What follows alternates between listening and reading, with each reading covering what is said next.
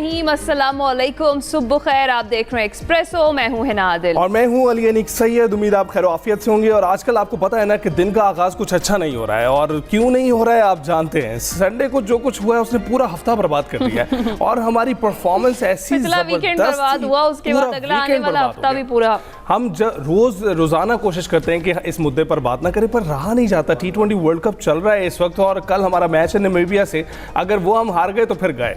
तो सनसनीखेज मुकाबले जारी हैं जनाब। वर्ल्ड कप के श्रीलंका ने रिकॉर्ड हदफ का ताक़ुब करते हुए कल ऑस्ट्रेलिया को 8 विकेटों से शिकस्त देकर जो सुपर 8 मरहला है उसके लिए अब क्वालिफाई कर लिया। और मुसलसल दूसरी शिकस्त के बाद ऑस्ट्रेलिया की सुपर 8 में रसाई इंतहाई मुश्किल हो गई है। उधर पाकिस्तानी शायकीन के लिए सबसे बड़ा मौजू वो रिवायती टाकरा बना हुआ है, जिसका हमने अभी सुबह जिक्र किया है कि पाकिस्तान का मुकाबला भारत से हुआ। एक ऐसा मैच जिसे हाई वोल्टेज कहा जा रहा था, लेकिन बदकिस्मती से कौमी टीम उसे लो वोल्टेज मुकाबला भी ना बना सकी। शायकीन सख्त नाराज़ हैं, सख्त मायूस हैं, और सोशल मीडिया पर गुस्से की एक लहर इस वक्त मौजूद है। बिल्कुल ऐसा ही अली, और मैनेजमेंट पर सवालात उठाए जा रहे हैं। भरमार की गई है सवालात की। भारत के खिलाफ जो कौमी टीम है वो फिर से फ्लॉप रही है। क्या करें, कल भी बात की थी, ना बैटिंग में मजामत हमें दिखाई दी, ना बॉलिंग में वो काट नजर आई जो बड़े मैचेस की पहचान होती है। नाक़दीन का ये कहना है कि नाक़िस पॉलिसीज़ ने क्रिकेट को नुकसान पहुंचाया, और ये भी कहा जा रहा है कि टीम सिलेक्शन से लेकर कॉम्बिनेशन तक सब कुछ तजुर्बात की नज़र हो गया। और साबिक खिलाड़ियों ने तो यहाँ तक कह दिया कि शाहीन, बाबर और शादाब को ड्रॉप करके नए चेहरे आजमाए जाएँ। और रावलपिंडी एक्सप्रेस शुएब अख्तर भी मैदान में नजर आए हमें, और उन्होंने चेयरमैन PCB मोहसिन नकवी पर काफ़ी तीर बरसाए, और उन्होंने कहा कि शिकस्त की जिम्मेदारी बराह रास्त उन्हीं की ही है। और सवाल ये है कि हार की असल वजह क्या है, जो ये मेजर क्वेश्चन है जिस पे हम कल से बात कर रहे हैं। हम ढूंढ रहे हैं, सुराग लगा रहे हैं कि आखिर वजह क्या बनी है। मिस मैनेजमेंट थी, गलत हिकमत अमली थी, या खिलाड़ियों की फॉर्म ही ख़राब थी। अब जो नज़रें हमारी अगले मैच पर हैं, नामीबिया के खिलाफ हमारा मैच है जी। हमें ये मुकाबला लाजमी जीतना होगा, क्योंकि सुपर 8 की राह मुश्किल ज़रूर दिखाई दे रही है, लेकिन नामुमकिन अब भी नहीं है। अब सवाल ये है कि नामीबिया के खिलाफ मैच में प्लेइंग 11 में क्या तब्दीलियां की जानी चाहिए, जिस पर बड़ा चर्चा हो रहा है। इस पर हमने करनी है जी बात। हमें ज्वाइन कर चुके हैं हमारे क्रिकेट एक्सपर्ट्स। रिशाद महमूद साहब हमें ज्वाइन करें, इसके साथ साथ मियां असगर सलीमी साहब हमें ज्वाइन करें। अस्सलाम वालेकुम, और आप दोनों का बहुत शुक्रिया हमें ज्वाइन करने के लिए। सबसे पहले रिशाद महमूद साहब आपकी तरफ आती हुई, जो हम जिक्र कर रहे हैं जिस टाकरे का, जिसको हाई वोल्टेज टाकरा कहा जा रहा था, लेकिन बदकिस्मती से लो वोल्टेज भी ना हो सका, पहले तो उस पर आप क्या कॉमेंट करेंगे?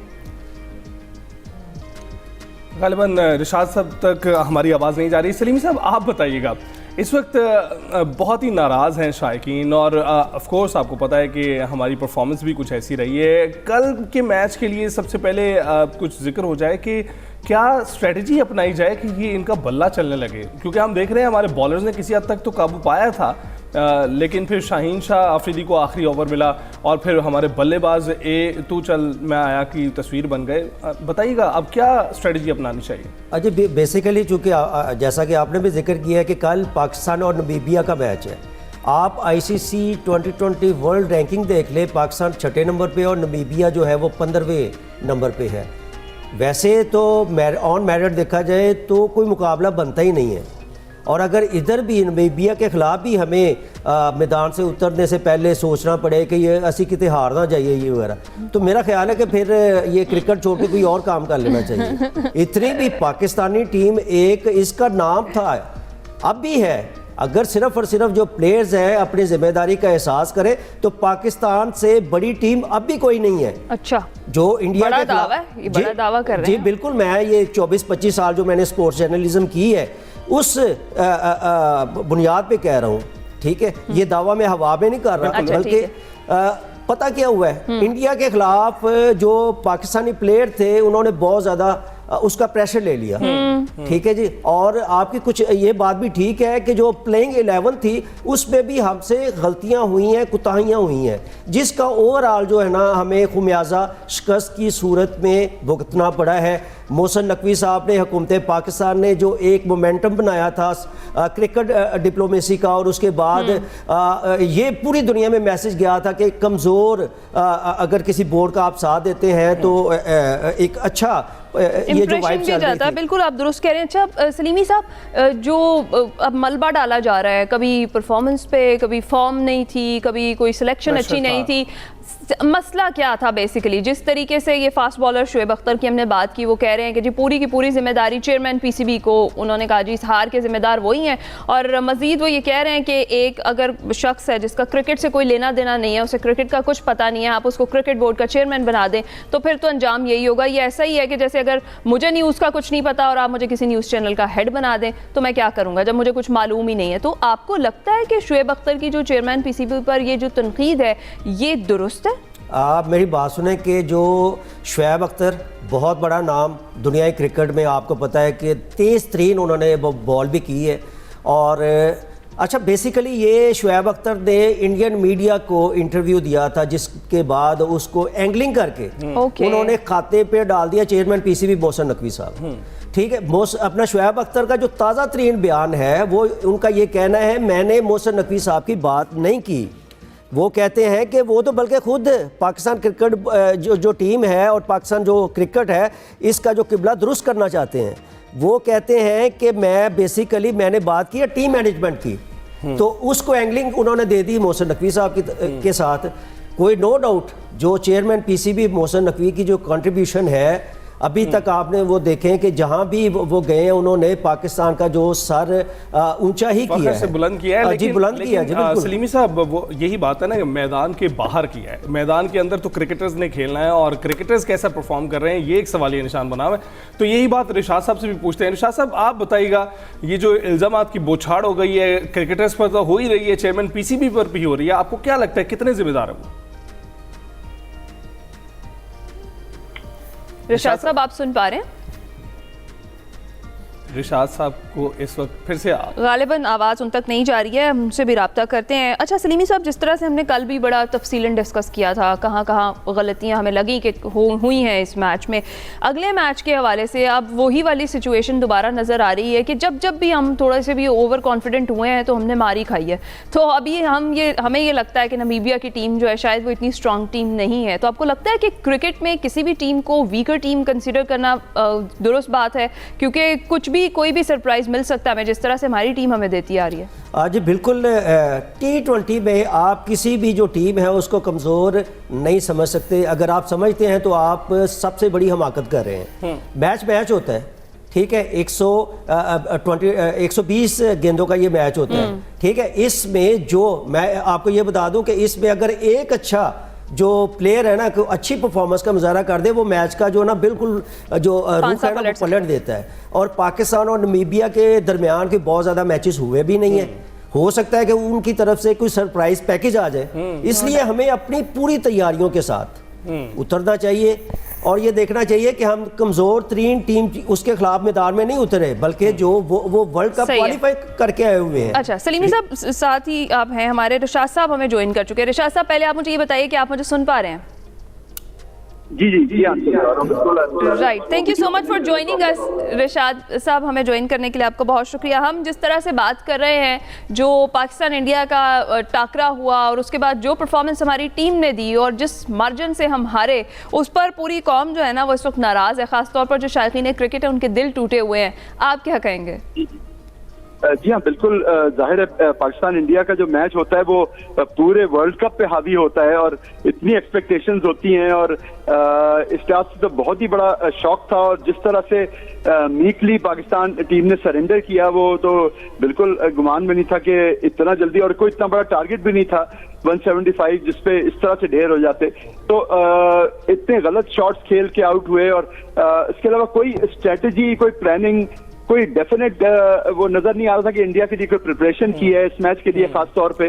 تو بہت لیک آف پلاننگ نظر آ رہی تھی. رشاد صاحب ایک بات اور کہی جا رہی ہے اور بار بار یہ کہی جا رہی ہے کہ ہم انڈر پریشر تھے جس کی وجہ سے بھارت کے ساتھ نہیں کھیل پائے, لیکن اب جو اتنا مورال ہمارا ڈاؤن ہو چکا ہے, نمیبیا کہیں مشکل تو کھڑی نہیں کر دے گی؟ نہیں, میں خیال میں نمیبیا کو تو ہرا دیں گے, لیکن دیکھیے مورال تو ہمارا بڑا ہونا چاہیے تھا جب ہم نے بوائیکاٹ کا اعلان کیا تھا اور انڈیا کو جھکا دیا تھا اور وہ منتیں کر رہے تھے کہ ہمارے لیے کھیل لو. اتنے لوگوں کو وہ پاکستان بھجوا رہے تھے, آئی سی سی کے وائس پریزیڈنٹ آ گئے اور سری لنکا کے, تو ہمارا مورائل बड़ा होना चाहिए था, और मेरा ख्याल है उस बॉयकॉट को इतनी जल्दी खत्म नहीं करना चाहिए था, क्योंकि आप देखिए कि नो हैंडशेक पॉलिसी इंडिया की जारी है, तो इंडिया ने अपना वो सबक नहीं सीखा उससे। मैं तो समझता हूँ उस बॉयकॉट को कंटिन्यू करना चाहिए था। पिछले 15-20 साल से इंडिया जो हमारे साथ कर रहा है। तो रिशाद साहब, आपको लगता है कि अगर हम अपनी पॉलिसी को कंटिन्यू करते तो वो हमारा दुरुस्त फैसला होता जिस तरीके से पहले डिसाइड किया गया था? क्योंकि हम अपनी बात तो ऑलरेडी इंडिया से मनवा चुके थे और हमारा जो वेन्यू था वो ऑलरेडी चेंज था। ये तो हम एक अपने कह लें कि ब्रदर कंट्री के लिए, अपने दोस्त मुल्क के लिए उसका मुकदमा लड़ रहे थे, और उसमें भी उनकी जो कंडीशंस थी वो मनवाई गई, और उसके बाद जब बात मिन्नत समाजत तक आ गई और वो घर तक आ गए माफ़ी मांगते हुए, तो तब हम माने।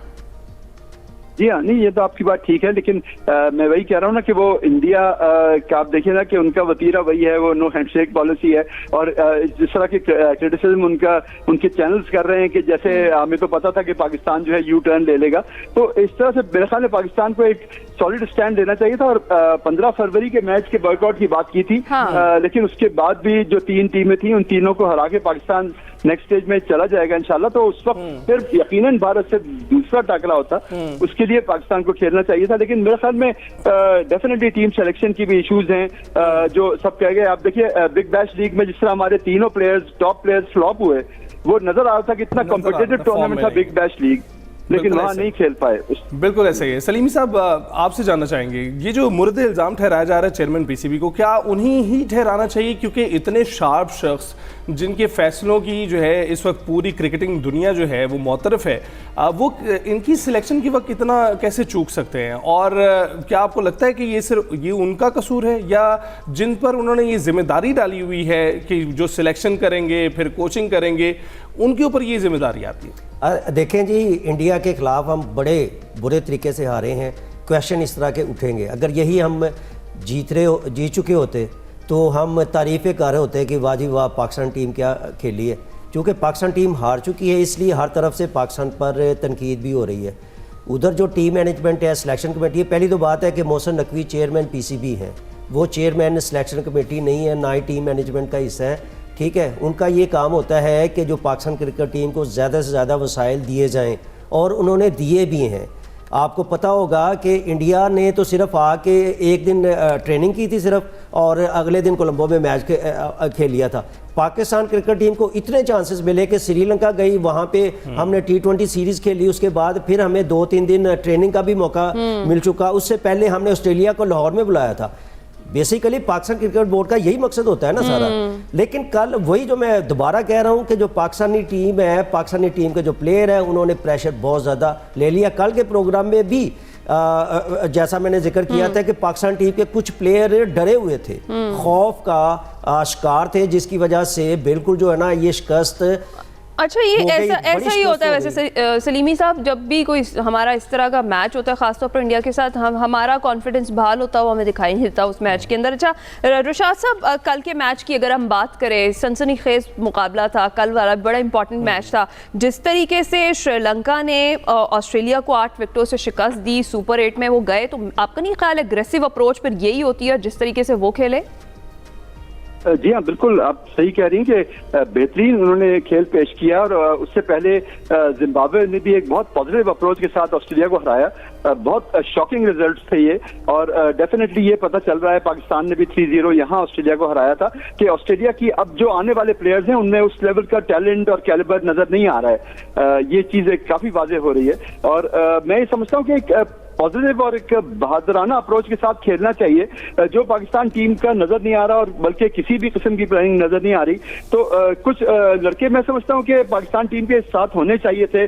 जमान खान ने भी बिग बैश लीग में इतनी अच्छी बॉलिंग की, वसीम जूनियर, अब्बास आफरीदी, हसीबुल्ला, हसन नवाज, जिन्होंने न्यूजीलैंड में सेंचुरी बनाई, कहाँ हैं ये प्लेयर्स? इन सबको क्यों डिस्कार्ड कर दिया गया? एक अच्छा कॉम्बिनेशन, एक अच्छे प्लेयर्स थे, और फिर आप देखते हैं कि एकदम से कुछ चेंजेस कर दिए गए टीम में। तो ये मेरे ख्याल में लैक ऑफ प्लानिंग है बहुत ज्यादा। बिल्कुल ऐसा ही है। रुशाद साहब बहुत बहुत शुक्रिया, सलीमी साहब आपका भी बहुत शुक्रिया। हम देख रहे हैं लैक ऑफ प्लानिंग तो है ही, लेकिन अगर इस कॉन्फिडेंस से इन्होंने खेलना है तो फिर तो नए लड़के खिला लें। उनका अगर कॉन्फिडेंस ख़राब हुआ तो जवाब तो होगा। ये इतने 100 मैचेस खेलने के बावजूद इनका ये कॉन्फिडेंस है तो समझ से बालातर है। तो ये तो जनाब थी बात क्रिकेट की, और जितनी इसकी बात करेंगे दिल जलेगा। तो हम आगे बढ़ते हैं, आगे बढ़कर सियासी बातें करते हैं। सियासत में इस वक्त हलचल मची हुई है। आपको पता है बानी जो तहरीक इंसाफ की मेडिकल रिपोर्ट सामने आई है, और बानी पीटीआई की बाईं आंख की बसारत ग्लासेस के साथ 6/6 है, जबकि दाईं आंख की बसारत 6/9 है। ये रिपोर्ट में इंकशाफ हुआ है। माहिर अमराज चश्म अल-शिफा आई ट्रस्ट अस्पताल के डॉक्टर नदीम कुरैशी और पिम्स के डॉक्टर मोहम्मद आरिफ ने बानी पीटीआई की आंख का मुआयना किया, और दोनों डॉक्टरों के पैनल ने इतवार को अडयाला में 2 घंटे गुजारे। रिपोर्ट के मुताबिक बानी के ज़ाती मुआलिजीन डॉक्टर आसिम यूसुफ और डॉक्टर खुरम मिर्ज़ा को फ़ोन कॉल के ज़रिए आगाह किया गया, और कॉल का दुरानिया 25 मिनट से ज़ायद बताया गया है। ज़ाती मुआलिजीन इलाज से मुतमईन नज़र आए। रिपोर्ट में बानी को अस्पताल मुंतकिल करने का जिक्र ही नहीं किया गया। बानी पीटीआई के ज़ाती मुआलिज डॉक्टर आसिम यूसुफ का ये कहना है कि डॉक्टरों ने बताया बानी की तबीयत ठीक है। तमाम जो रिपोर्टें हैं और जो कल की भी असेसमेंट है, उसके मुताबिक उन्होंने मुझे बताया कि खान साहब की तबीयत बहुत बेहतर है पहले से, और उनकी आंख भी इम्प्रूव हुई है और बीनाई में भी बेहतरी आई है। मेरा दिल तो चाहता है कि मैं यकीन से कह पाता कि ये ऐसे ही है, लेकिन अफसोस है कि मैं ना तो इस बात की तस्दीक कर सकता हूँ और ना ही तरदीद।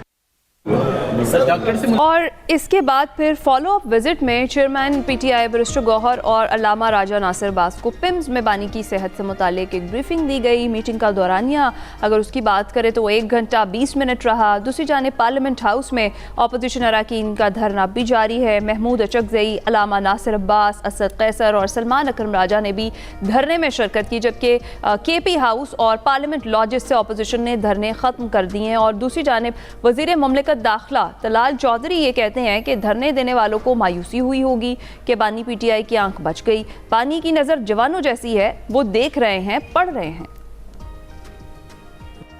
यहाँ पर ऐसे लोग भी इन्होंने रखे जो कि पार्लियामेंटेरियंस नहीं थे। इसी तरह ऐसे लोग जो कि पार्लियामेंट लॉजेस में जहाँ फैमिलीज रहती हैं नहीं आने चाहिए थे, वहां बुलाए, जो मुसल्ला भी थे उनमें से चंद, वहां बुलाकर रखा गया। बेहतरीन मेरा ख्याल है जवानों जैसी उनकी नज़र है, पढ़ रहे हैं, देख रहे हैं, और कोई ऐसी चीज़ नहीं है। मेरा ख्याल है कि ये धरने देने वालों को मायूसी हुई होगी कि उनकी आंख भी बच गई है, उनकी नज़र भी ठीक है, उनकी सेहत भी ठीक है। तलाल चौधरी की गुफ्तगू आपने सुनी, और उधर साबिक वज़ीर आला केपी अली अमीन गंडापुर ने senior anchor person Nadeem Malik से गुफ्तगू करते हुए इंकशाफात किए हैं, और उन्होंने ये कहा है कि मोहसिन नकवी ने CDF से बानी पीटीआई की रिहाई के लिए बाकायदा बात की। CDF के सामने बराह रास्त मामला उठाने वाले मोहसिन नकवी वाहिद फ़र्द हैं। दीगर शख्सियात ने बानी पीटीआई की रिहाई के लिए खुलकर बात नहीं की है। पीटीआई क़यादत ने भी बानी की रिहाई के लिए ठोस और तामीरी कदम नहीं उठाया। बानी की रिहाई महज बयानात और जज्बाती नारों से मुमकिन नहीं है। बानी पीटीआई को एहतजाज और हंगामा राई से रिहा नहीं कराया जा सकता।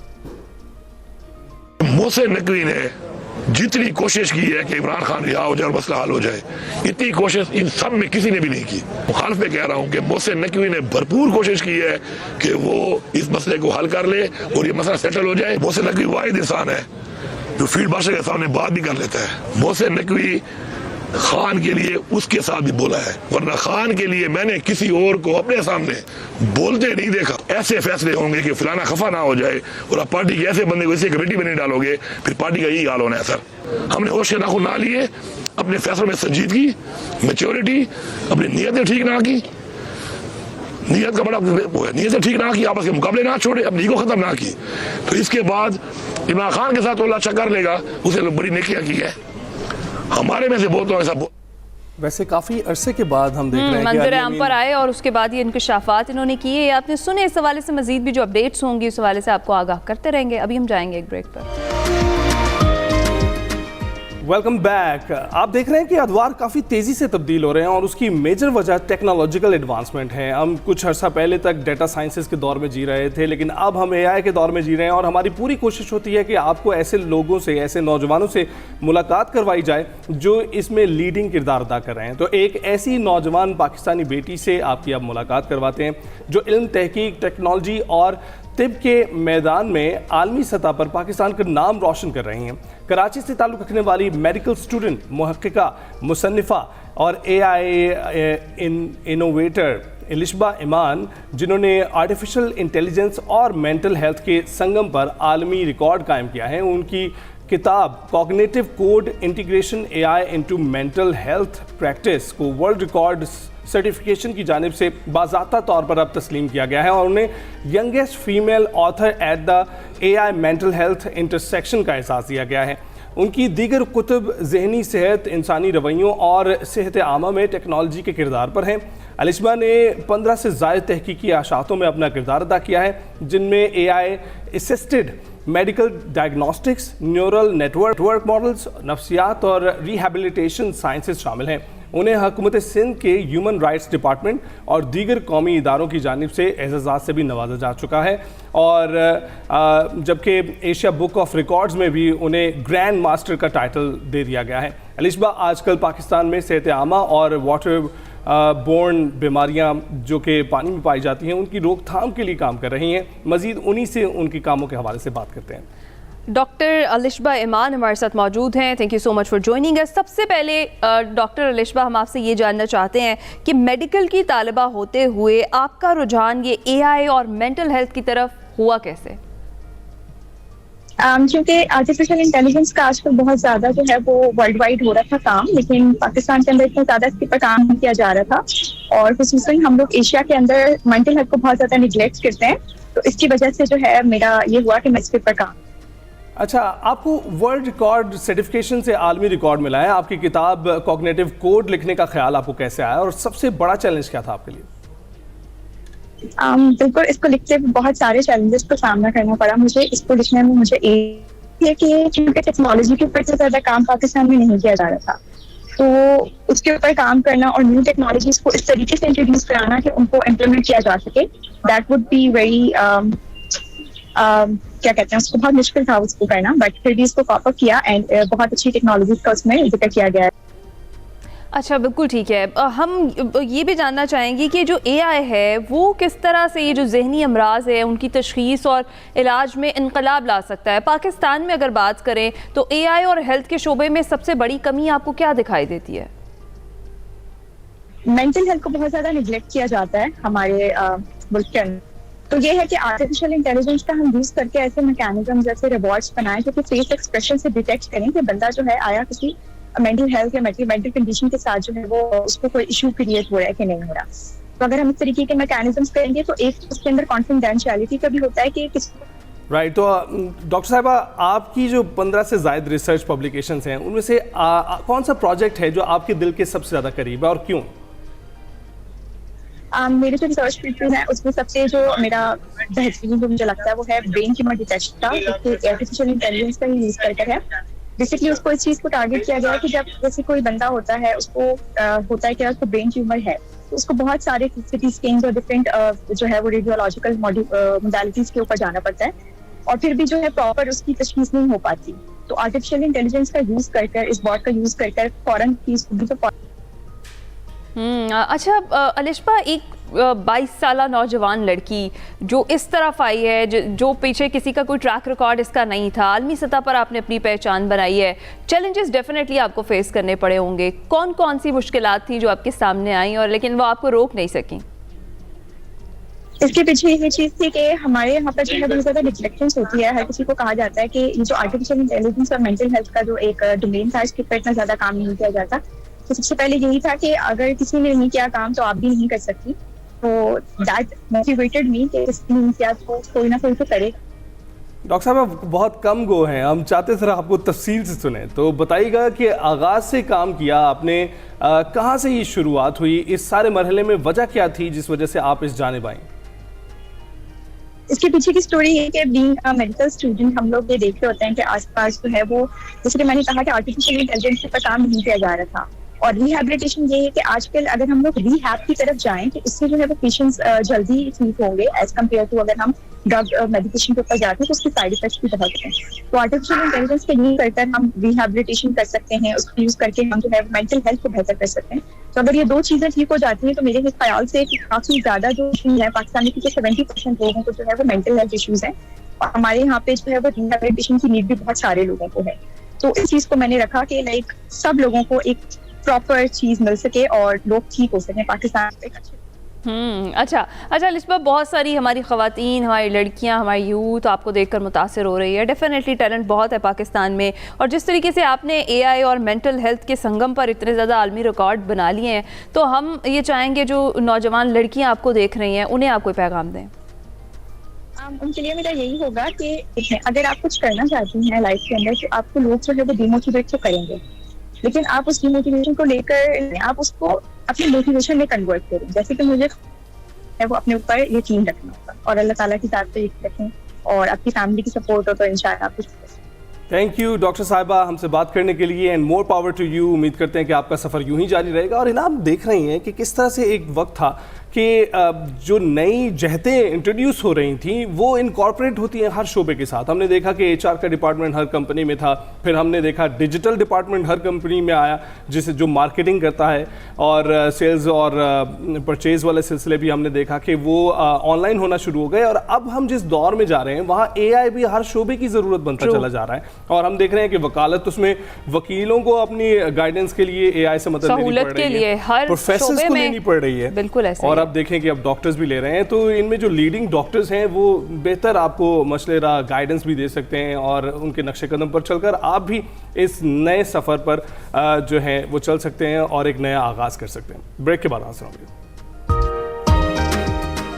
Welcome back to Expresso. جناب اب ذرا بدلتے موسم کی کچھ بات کر لیتے ہیں. کراچی, کوئٹہ سمیت ملک کے مختلف شہروں میں بارش کا امکان بتایا جا رہا ہے, اور کہا جا رہا ہے کہ رمضان المبارک میں جو موسم ہے وہ قدرے بہتر رہے گا. بیسیکلی پریڈکشنز ہے جو سوشل میڈیا پر بہت ساری کی جا رہی ہیں کہ ٹھنڈا رمضان گزرے گا, گزرنا کیسا ہے یہ جاننا بڑا ضروری ہے. کراچی میں آج بارش کا امکان ظاہر کیا جا رہا ہے, اور رمضان المبارک کی جس طرح سے آمد ہے, اور ہم دیکھ رہے ہیں کہ دن کے اوقات میں جو درجہ حرارت ہے وہ بڑھنے لگا ہے, موسم تبدیلی کی طرف جا رہا ہے. اسی پر ہم بات کریں گے. میں جوائن کر چکے عرفان ویک صاحب, ڈپٹی ڈائریکٹر میٹ ڈپارٹمنٹ ہے. السلام علیکم عرفان صاحب, بہت شکریہ ہمیں جوائن کرنے کے لیے. کیسے ہیں آپ؟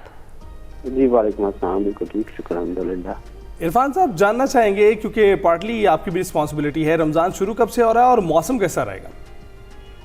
دیکھیں رمضان کی جو پریڈکشن ہے کہ جو روزوں کا چاند ہے وہ 18 کی شام کو جو ہے وہ نظر آ جائے گا, اور ہوپ فلی جو ہے 19 تاریخ کو جو ہے نا پہلا روزہ ہوگا.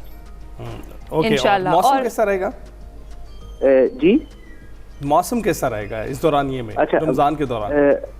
رمضان کے دوران ایسا ہے کہ موسم ابھی فی الوقت ایک بارش برسانے والا سلسلہ جو ہے وہ بلوچستان کے علاقے میں موجود ہے آج دن بھر, اور آج شام رات کو جو ہے نا مزید یہ بارش کرے گا بلوچستان کے علاقوں میں, اس میں کوٹہ, یوب, قلعہ سیف اللہ, قلعہ عبداللہ, پشین, بار خان اور نصیر آباد کے علاقے بھی شامل ہوں گے. اس کے علاوہ دادو, سکھر اور سندھ کے علاقے بھی شامل ہوں گے جس میں جو ہے وہ بارش بھی ہوگی اور تیز ہوائیں بھی چلیں گی. رائٹ. تو جی میر صاحب آپ کنٹینیو کیجیے عرفان صاحب.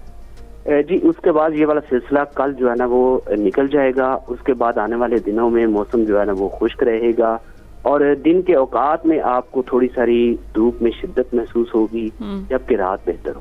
اچھا, تو یہ کراچی جائے گا یہ ٹریول کرتے ہوئے, یہ جو سسٹم ہے کراچی کی طرف کیونکہ بارش کا امکان ظاہر کیا جا رہا ہے؟ دیکھیں آج پروبیبلٹی ہے کہ کراچی میں بھی تھوڑی ساری ہو جائے, لیکن کراچی میں کوئی بہت زیادہ جو ہے نا وہ ڈیوریشن نہیں ہوگا, فار دا شارٹ ٹائم ہوگا. اچھا ٹھیک ہے. عرفان صاحب یہ جو بارش کا سلسلہ ہے جس کے بارے میں آپ نے ذکر کیا, یہ موسم سرما کی آخری بارش تصور کی جائے یا اس کے بعد بھی کوئی مزید سپیل ہیں؟ دیکھیں جو فروری کا مہینہ ہے, ماہ فروری میں ہم ایکسپیکٹ کر رہے ہیں کہ آگے آنے والے دنوں میں کوئی ایز سچ سپیل ابھی نہیں لگ رہا. یہ جو ہمارا ہفتہ ابھی گزر رہا ہے اس میں یہی والا سپیل ہے, یہ جب گزر جائے گا اس کے بعد جب رمضان کا آغاز ہوگا تو رمضان کے شروع کے روزوں میں جو ہے نا وہ کوئی ایسا بارش والا سپیل نہیں آ رہا. رائٹ. تو عرفان صاحب یہ بتائیے گا پنجاب کے جو مختلف شہر ہیں مختلف علاقے ہیں وہاں پر تو دن کا دورانیہ بڑھتا چلا جا رہا ہے, وہاں درجہ حرارت بھی بڑھتا ہوا دکھائی دے رہا ہے, تو یہاں کیسا رہے گا موسم؟ پنجاب میں دیکھیں جی, پنجاب کے جو ساؤتھ پنجاب جنوبی پنجاب کے علاقے ہوں گے یہاں پر درجہ حرارت 30 سے 35 تک جو ہے نا وہ رہے گا. آنے والے دنوں میں جو ہے نا وہ یہ ٹیمپریچر بڑھنا شروع ہوگا اور 30 سے 35 کے درمیان میں رہے گا, جبکہ آپ کے سندھ کے علاقوں میں بھی اسی طرح 35 اور 35 کے پلس مائنس ہو سکتا ہے, 35 سے اوپر بھی ہو سکتا ہے سندھ کے علاقوں میں. اچھا, تو عرفان صاحب آپ یہ کہنا چاہ رہے ہیں کہ عید تک جو درجہ حرارت ہے وہ نارمل رہے گا, یعنی موسم قدرے بہتر ہی رہے گا, اتنا زیادہ گرم نہیں ہوگا, اور اس کے بعد پھر ٹیمپریچر شفٹ جو ہے وہ پراپر ہوگا؟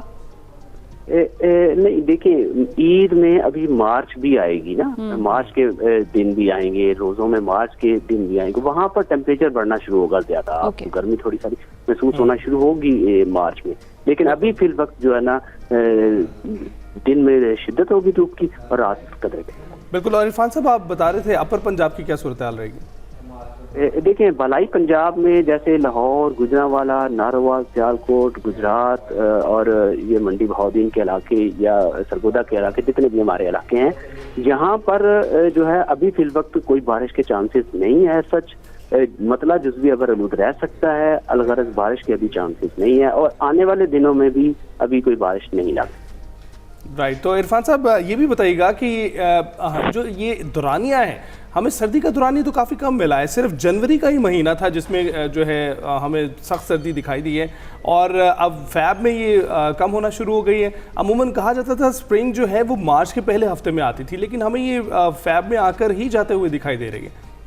نہیں جی, دیکھیں آپ نے بسنت منائی, بسنت آپ نارملی اسپرنگ میں مناتے ہیں, تو آپ کو پتا ہوگا کہ لاہور میں جو بسنت ہوتی ہے وہ فیبرری میں ہی ہوتی ہے جی.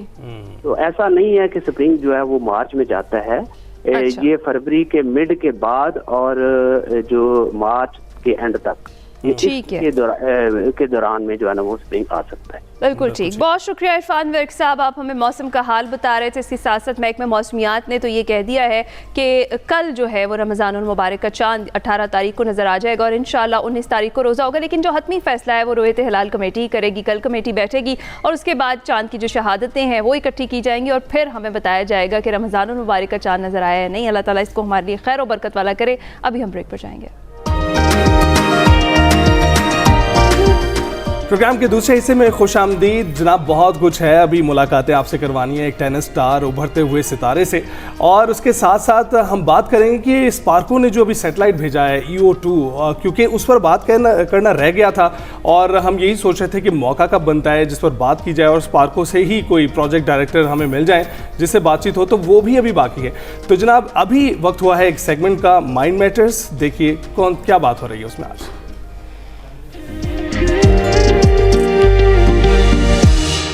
مسکراتے ہوئے بیٹے نے کہا اماں میں روٹیاں لے کے آیا ہوں. میں سن رہا ہوں اور میرے آنکھوں میں آنسو ہے. لیفٹ اوور باسی روٹی جسے لوگوں نے چھوڑ دی ہے, کہیں زندگی کی امید بن رہی ہے. تولی وہ آٹا جو ہم کسی سے مانگ کے لاتے ہیں, بہت برا سمجھا جاتا تھا, گالم گلوچ میں اس کا ریفرنس دیا جاتا تھا. تو وہ شخص ہے نا جو تولی لا. ماں صدقے کیا لے کے آئے ہو؟ السلام علیکم ناظرین, میں وقار احمد اور آپ دیکھ رہے ہیں مائنڈ میٹرز. میں اس وقت ہنزا میں ہوں, اور ہنزا میں شہرباز صاحب کے ساتھ بیٹھا ہوں. شہرباز صاحب جو ہیں ایک بہت ہی کمال شخصیت ہیں, اور ان کا تعارف کس حوالے سے کرایا جائے, یعنی علم دوست کے حوالے سے کرایا جائے, تاریخ شناسی کے حوالے سے کرایا جائے, ادب دوست کے حوالے سے کرایا جائے. ڈراماز لکھے اور 250 ڈراماز لکھے یہاں پہ, جو گلگت ریڈیو اسٹیشن ہے پاکستان, بہت کمال داستان وہ ہیں. مجھے انہوں نے ایک کہانی سنائی اور میں چاہتا ہوں کہ وہ آپ کے ساتھ بھی شیئر ہو. اور وہ کہانی یہ تھی کہ بنیادی طور پہ موضوع یہ تھا کہ ہنزا میں کتنی غربت تھی. آج آپ جب ہنزا میں دیکھتے ہیں تو ہم ایکچولی تخیل بھی نہیں لا سکتے اس پکچر کو کہ کتنی غربت تھی. اور میرا سادہ سوال ہے شہرباز صاحب سے, ہنزا میں سر کتنی غربت تھی؟ بیسیکلی غربت کو ماپنے کا یہ سچ کوئی آلہ تو خیر ہے نہیں, البتہ ہم واقعات کے اس عکس میں دیکھتے ہیں کہ کوئی علاقہ کتنا غریب ہے یا غربت زدہ ہے. البتہ کچھ واقعات ہمارے, جیسے میرے ساتھ جب میں ریڈیو پاکستان کے لیے کام کرتا تھا, تو ایک उम्र रसीदा खातून के पास में पहुंचा, क्योंकि ये वो लोग होते हैं जो लाइवली जिंदा किताबें होती। मैं उनके पास पहुंचा और मैंने उनसे कहा कि आप अपनी ज़िंदगी का कोई किस्सा ऐसा सुनाएं कि जिससे अंदाज़ा हो कि आपका ख़ानदान बहुत मुश्किल हालात से गुज़र के इस ज़माने में दाखिल हुआ है। आप होस्ट कर रहे थे कोई प्रोग्राम रेडियो पाकिस्तान? जी, रेडियो पाकिस्तान के लिए मैं काम करता था। खातून ने आह भरी और कहा कि बेटा मैं सुनाऊंगी तो आप रोएंगे। कहने लगी कि बेटा घर पे मेरा एक बेटा अभी यंग था, सबक नहीं पढ़ा सके, स्कूल नहीं भेज सके, गरीबी थी, तो वो किसी गाड़ी वाले के साथ क्लीनर के तौर पे काम करने लगा और अक्सर व बेशतर वो मूवमेंट करता था हुंजा से गिलगित और गिलगित से। ये वो ज़माना है जब 50% या उससे ज़्यादा लोग गिलगित गए या नहीं हैं। हाँ, सही। और हमारे बूढ़े कहते थे कि हुंजा इकलीम है, हुंजा को ही वो कंट्री समझते थे। ओके। तो कंट्री का कॉन्सेप्ट बाहर बड़े ममालिक ये वाला सिस्टम लोगों के जहन में नहीं था। अक्सर लोगों से मैंने सुना इकलीम यानी कंट्री का तस्वुर था कि हुंजा एक कंट्री है, बहुत बड़ा मुल्क है, बहुत बड़ा मुल्क है। तो खातून कहने लगी कि बेटा वो क्लीनर जो मेरा बेटा था वो तो सफ़र पे चला गया। अब एक वक्त ऐसा है कि मैंने साग पका लिया लेकिन देखा तो आटा कहीं पे भी है नहीं। हमारे यहाँ पे आटा रखने के लिए बॉक्सेस बनाते थे, वो बिल्कुल स्पाइन पे चली गई लेकिन आटा नहीं मिला उसे। वापस आ गई और बड़ी सोच में पड़ गई कि अब करें तो क्या करें। शौहर है उसका, शाम के खाने का वक्त हुआ है। तो कहने लगे मेरे जहन में एक ही बात आई कि जो बख्शनुमा हमारे यहाँ पे जो आटा गूंदने के लिए और पेड़े बनाने के लिए उसके तख्ते पे, कहने लगे एक ही हल था मेरे पास कि मैं चारों साइड को खुरच लूँ कि वो जो इम्प्रेशन काफ़ी वक्त से वहाँ पे पड़ा हुआ है उसको मैं कलेक्ट करती हूँ तो पेड़ बन जाएगा। मैं हैरत में गया, चाहे वो ख़राब है जैसा भी है, वो पता नहीं कब का है।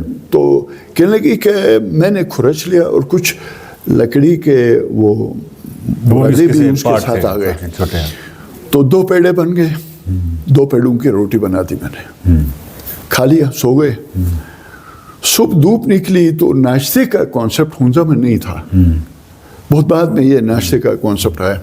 अच्छा, मांगने का भी एक रिवाज नहीं, मांगने का तस्वुर हुंजा में बहुत बुरा समझा जाता था। एक लफ्ज़ था तोली, बुरशकी में है तोली, वो आटा जो हम किसी से मांग के लाते हैं, बहुत बुरा समझा जाता था। गालम गलोच में इसका रेफरेंस दिया जाता था।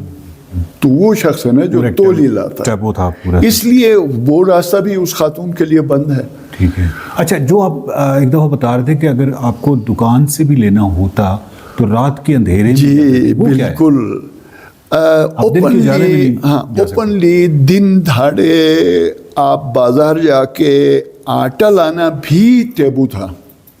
उससे उस खानदान की नाअहलियत का इजहार होता था कि इनके घर आटा खत्म हो गया। इन्होंने पसंदाज नहीं किया, इन्होंने प्रॉपर कैलकुलेट नहीं किया फ्यूचर की नीड्स को, जिस वक्त करना चाहिए था उन्होंने नहीं किया।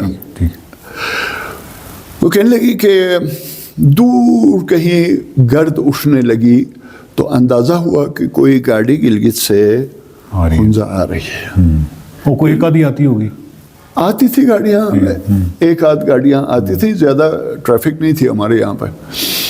कि लेकिन न जाने क्यों मेरे दिल में एक मोहम सी उम्मीद पैदा हो गई कि ये गाड़ी हमारी तरफ आ रही है।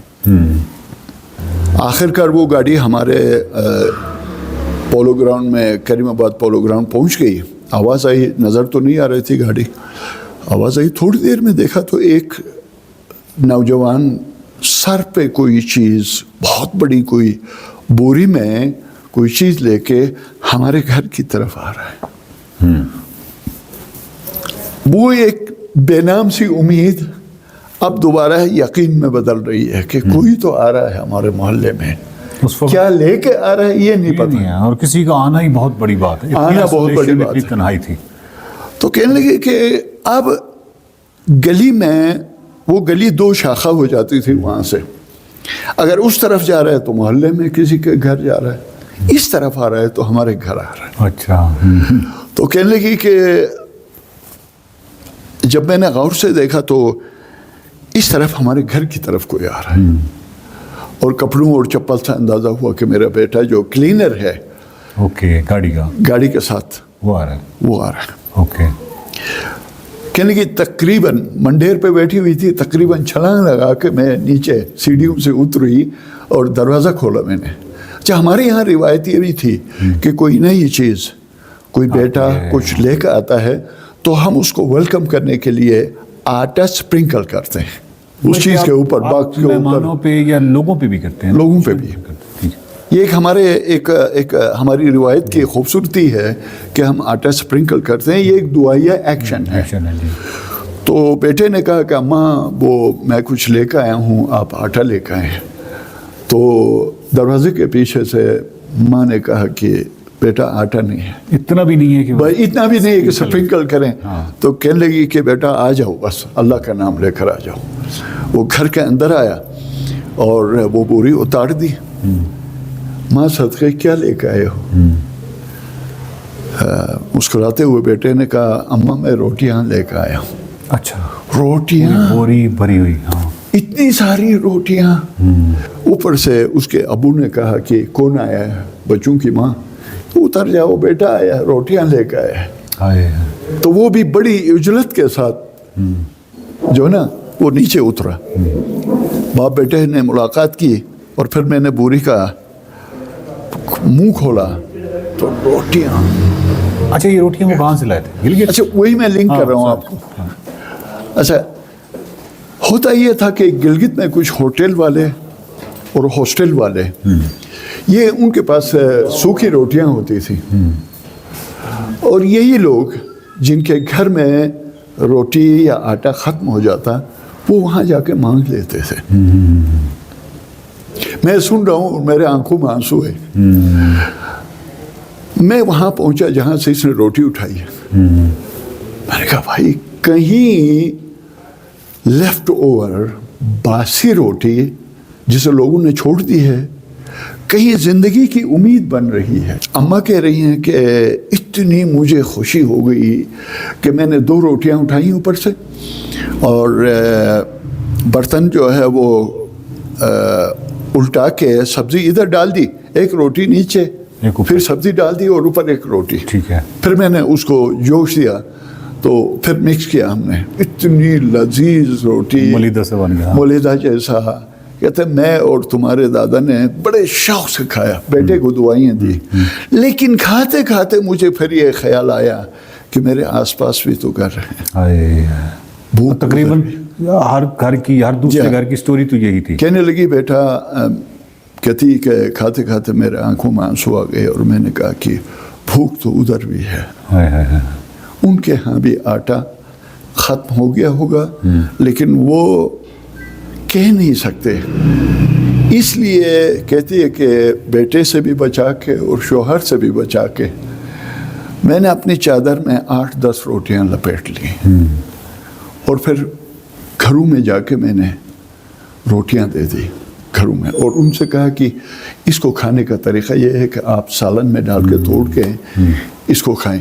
कहते कि जिस घर में मैं गई हूँ सब घरों में चेहरे पर रौनक आ गया कि रोटियां आ गई। इससे अंदाज़ा करें कि किस कदर लोग, एक तरफ शर्म व हया का तस्वुर है, वो कितना ज़बरदस्त, मांगना नहीं है, वो था मजबूत, मांगना नहीं है, बर्दाश्त करना है। और लेकिन दूसरी तरफ से अम्मा को जब रोटियां मिली तो उसके एहसास ज़िम्मेदारी कि मेरे जैसे और भी तो भूखे हैं, जो ना जो वो सर्कुलेट करती है वो रोटियां, वो बासी रोटियां हैं दुनिया के लिए, बाहर की दुनिया के लिए बासी रोटियां हैं, लेकिन हुंजा के लिए ज़िंदगी की उम्मीद है। कितनी बड़ी बात है कि आपके पास रोटियां आ जाएं और जो पस मंज़र है जो उन्होंने बताया वो हो, और फिर आपका इतना दिल गुर्दा हो कि आपको ख़ुद वही रोटी अभी खा रहे हैं और आपको एहसास हो कि आसपास लोगों वो भी तो उनके पास भी तो रोटी नहीं है और वहाँ तक पहुँचाया जाए। देखते रहिए माइंड मैटर्स।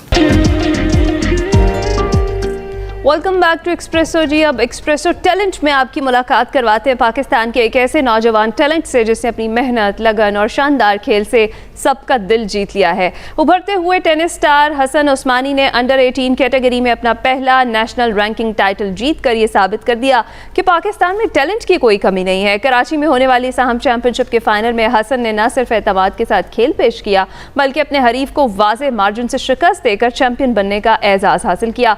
हसन गुज़िश्ता साल तुर्कमानिस्तान में होने वाले अंडर 14 ओपन टेनिस टूर्नामेंट जीतने का एजाज़ भी रखते हैं। इन्हीं से मजीद बात करेंगे। हसन हमारे साथ है, thank you very much Hasan हमें ज्वाइन करने के लिए। कैसे हैं आप?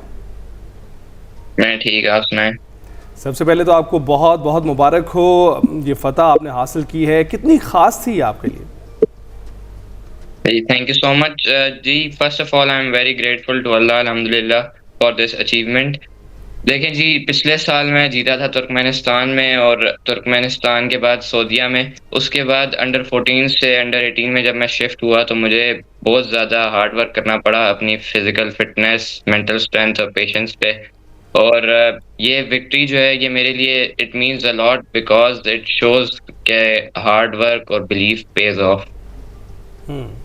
राइट अच्छा हसन, जिस तरह से आपने मैच जीता है ये वाला, आपकी स्ट्रेटजी बेसिकली क्या थी? ये जो आपने 6-2 और 6-2 की वाज़ेह जीत थी, कितनी इतनी बड़ी जो बढ़तरी है ये आप एक्सपेक्ट कर रहे थे वैसे?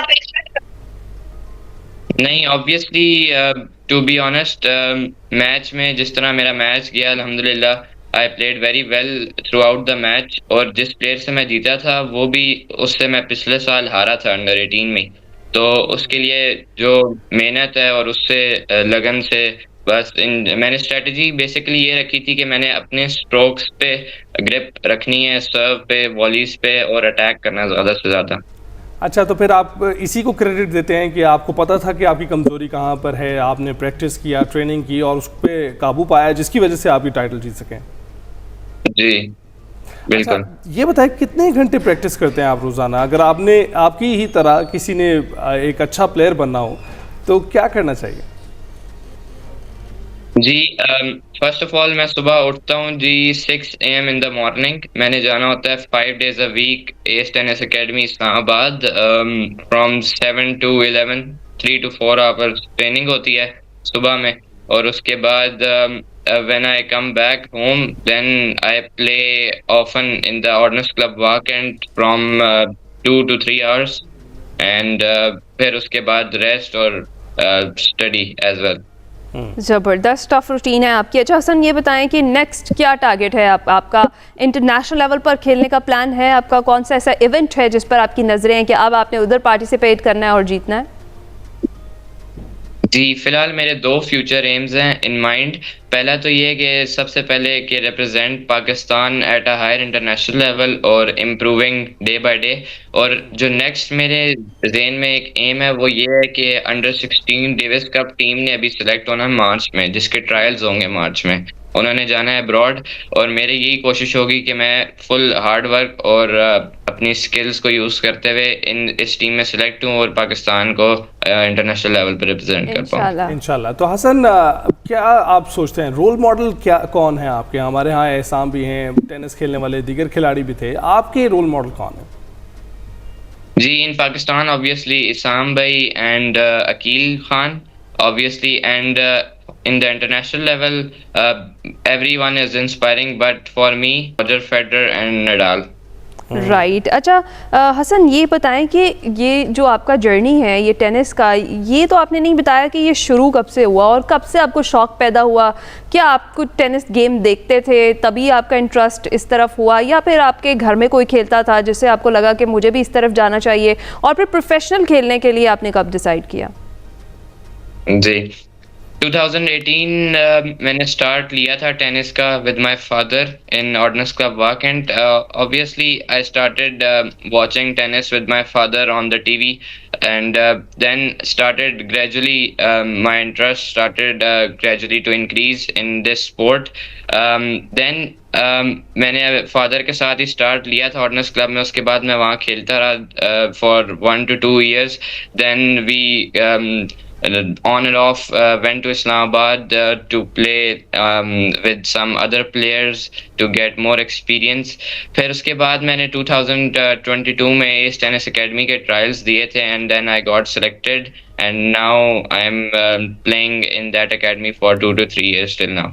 رائٹ. تو حسن آپ کیا سوچتے ہیں، جیسا کہ آپ نے اسام بھائی کا بھی ذکر کیا، وہ بھی اس کی ترویج کے لیے بہت مصروف عمل ہیں اور ہم دیکھ رہے ہیں کہ اقدامات تو کیے جا رہے ہیں، لیکن آپ کو ہرڈلز کیا لگتی ہیں پاکستان میں موجود ہیں جس سے آپ کو جو ہے سہولتوں میں آپ کو اضافہ ہو سکے اگر اس میں کوئی تبدیلی آتی ہے، یا دیگر کھلاڑی جو آنا چاہتے ہیں ٹینس کھیل کے یا سامنے بین الاقوامی سطح پر کھیلنا چاہتے ہیں، ان کو کس طرح سے سہولتیں فراہم کی جا سکتی ہیں؟ جی آبویسلی جو فیسلٹیز جو ہیں وہ امپروو ہو سکتی ہیں، اور جیسے اب کورٹس اسلام آباد میں مینلی پی ٹی ایف میں پاکستان ٹینس فیڈریشن میں اب اس کی جگہ اور بھی جگہوں پہ بن سکتے ہیں، انکریز ہو سکتے ہیں، اور ٹورنامنٹس کی جو شارٹیج ہمیں نظر آ رہی تھی اب وہ آہستہ آہستہ کور ہونا شروع ہو رہی ہے، بیکاز اسام بھائی as a president of P T F he is working very hard to get these tournaments, national tournaments as well as international. اب بس ایک چیز ہے کہ پاکستان میں جو ہے ٹینس کا نا شروع سے اسکوپ تھوڑا کم رہا ہے as compare to other sports like cricket, لیکن اب کیونکہ یہ انکریز ہو رہا ہے اور یہ ہونا بھی چاہیے، تو میرے خیال میں اگر تو کورٹس کی فیسلٹیز زیادہ ہوگی تو then it will be more easy. میرا خیال ہے کہ اسکوپ اب بن جائے گا کیونکہ کرکٹ کا اسکوپ ختم ہو رہا ہے. لیکن نہیں، ابھی بھی بہت ٹیلنٹ ہے ایسا جو ہمیں ٹینس میں ابھرتا ہوا دکھائی دے رہا ہے اور you are one of them. یہ بتائیں کہ جو ینگ پلیئرز، جو ٹینس پلیئرز آپ کو دیکھ رہے ہیں، ان کو کیا آپ میسج دیں گے؟ دیکھیں جی، سب سے پہلا جو مین فوکس ہونا چاہیے، tennis is not an easy sport at all. It requires a lot of physical strength, mental fitness and consistency as well as power and strength.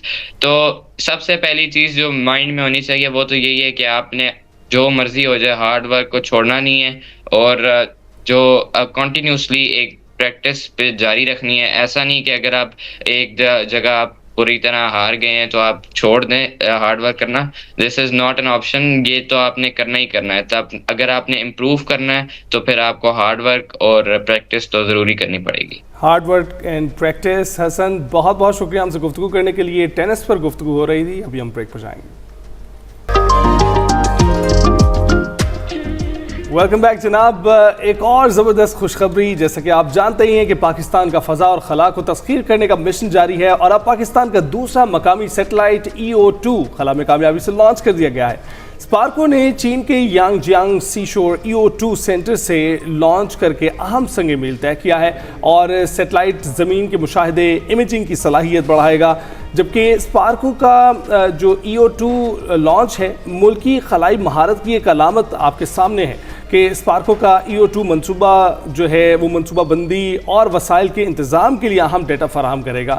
Pakistan کے سیٹلائٹس کے بیڑے میں اضافہ، مشاہدات کی تسلسل اور درست کی بہتر ہوگی. سیٹلائٹ حکمرانی، آفات کے انتظام، اسٹریٹجک منصوبہ بندی میں معاون ثابت ہوگا، اور مقامی جو EO2 مقامی جو اس کی صلاحیت ہے، سیٹلائٹ کی تیاری ہے، خود انحصاری ظاہر کرتا ہے یہ. تو اسی حوالے سے ہم نے بات کرنی ہے. اسی حوالے سے بات کرنے کے لیے معین سجاد صاحب، ڈائریکٹر اسپارکو ہمارے ساتھ موجود ہیں، ان سے بات کرتے ہیں. السلام علیکم معین صاحب، بہت شکریہ ہمیں جوائن کرنے کے لیے. ہمیں یہ بتائیں کہ یہ جو EO2 لانچ ہے اس سے کتنا زیادہ فائدہ ہمیں ہونے والا ہے، اور دوسرا یہ کہ کتنا اہم سنگ میل ہے یہ ہمارے لیے. جی وعلیکم السلام جی، تھینک یو آپ نے مجھے انوائٹ کیا. جیسا کہ آپ دیکھ رہے ہوں گے کہ پچھلے سال سے ہم نے ملٹیپل سیٹلائٹس لانچ کیے ہیں. تو جو فرسٹ ون تھا دیٹ واز EO1، ہم نے لاسٹ ایئر جنوری میں لانچ کیا تھا، اور اسی کی کنٹینیوشن میں this is the second satellite of similar capability.